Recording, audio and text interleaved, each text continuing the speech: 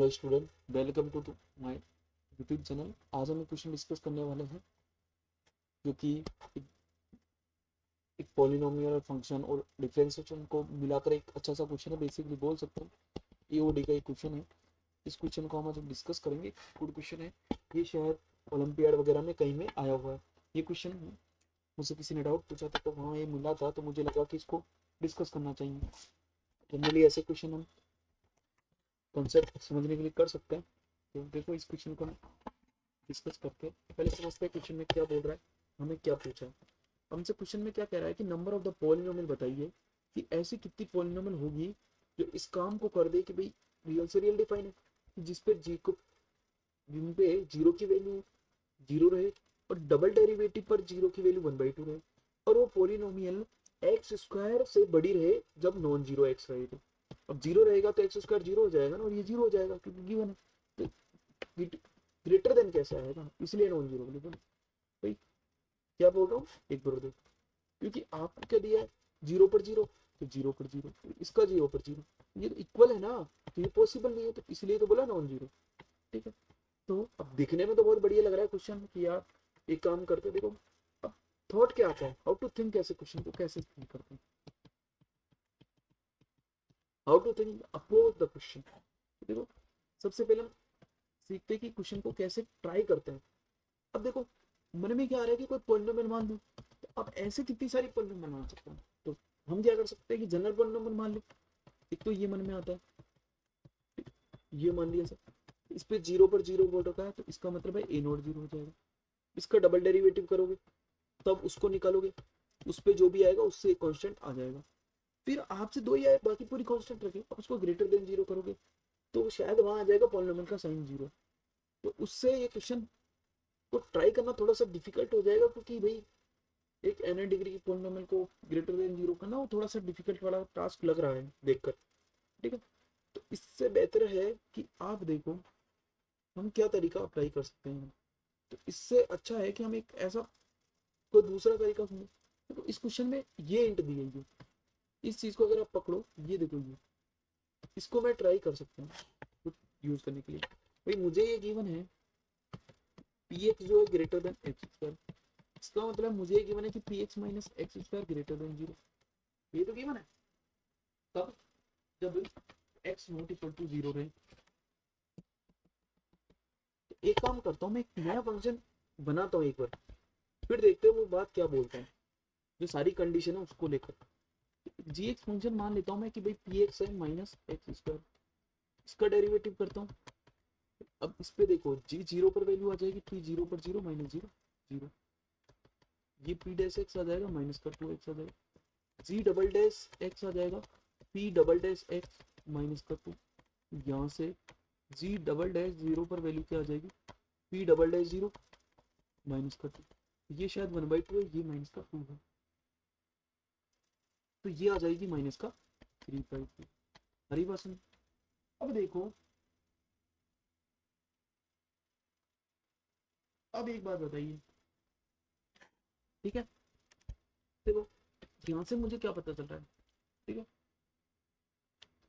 एक बात बताइए, यहाँ से ये पता चल रहा है, अब इससे मैं कैसे इस चीज को कंक्लूड करता हूँ।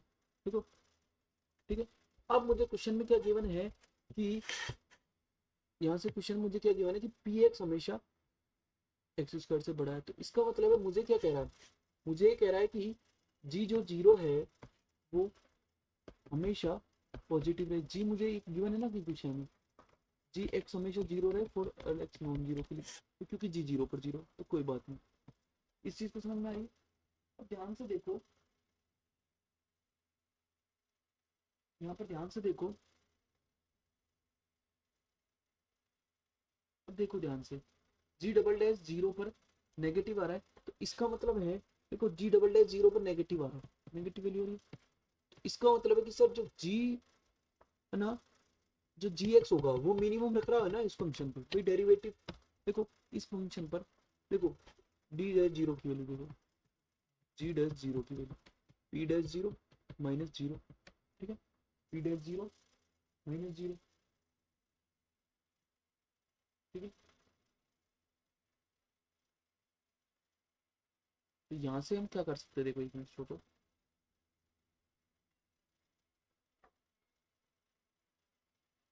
यहाँ से हम इसको थोड़ा सा ट्राई करते हैं, अगर देखें इस चीज को हम यहाँ से सोचे क्या आगे आगे क्या प्रोसेस किया जा सकता है। यहाँ से ये किया जा सकता है कि भाई जी एक्स पॉजिटिव आ रहा है, अगर मैं इसको ये दिखा दूं भाई मैं जी एक्स को पॉजिटिव मुझे गिवन है जब एक्स नॉन जीरो है, ठीक है, ये बात तो समझ में आ रही ना।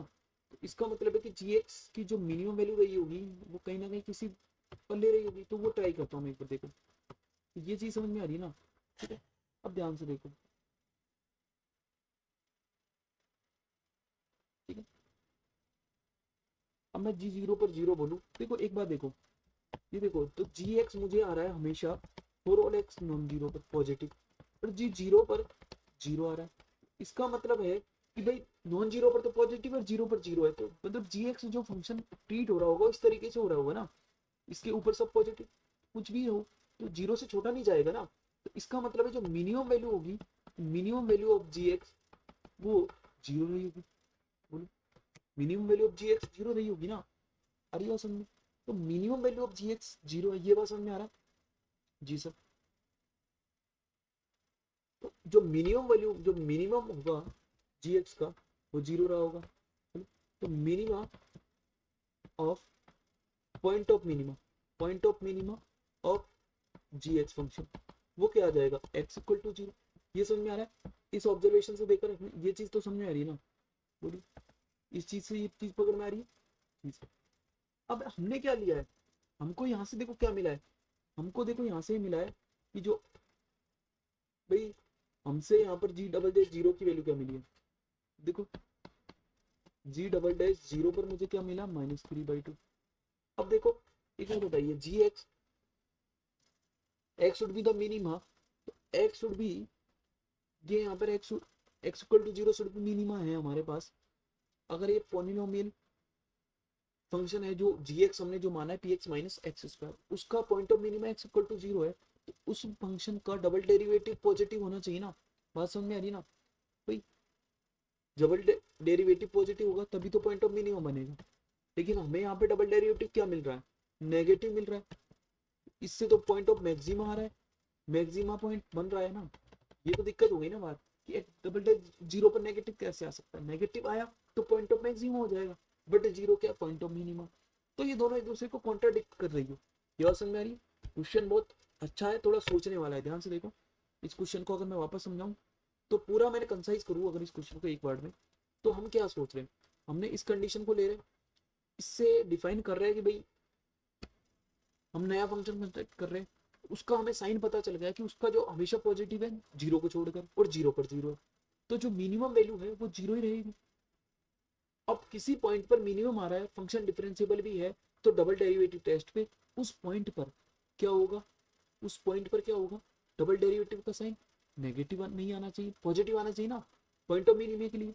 लेकिन अगर मैं इस क्वेश्चन का डिफरेंशिएशन करके जा रहा हूँ जो माना है मैंने उसको, उस पर डबल डेरिवेटिव का साइन देख रहा हूँ वो मुझे नेगेटिव मिल रहा है, तो यहाँ से तो पॉइंट ऑफ मैक्सिमम बन रहा है ना X equal to zero, but इस कंडीशन में देखो तो पॉइंट ऑफ मिनिमम है, तो there is a contradiction, there is contradiction. जब ऐसी कॉन्ट्राडिक्शन की स्थिति आ रही है इसका मतलब है कि ये कुछ कंडीशन है उसमें गड़बड़ी है, इसका मतलब है कि ऐसी पॉलिनोमियल एग्जिस्ट ही नहीं करेगी, तो नो सच पॉलिनोमियल, कोई पॉलिनोमियल हो ही नहीं सकती भाई, ऐसी कोई पॉलिनोमियल नहीं होगी जो इस कंडीशन को बनाएगी। अरे सुनने नो पॉलिनोमियल, अरे सुन, तो इसका मतलब है कि जीरो इसका राइट आंसर। बहुत अच्छा क्वेश्चन है, सोचने वाला है, इसलिए इस क्वेश्चन को लिया गया है, ठीक है।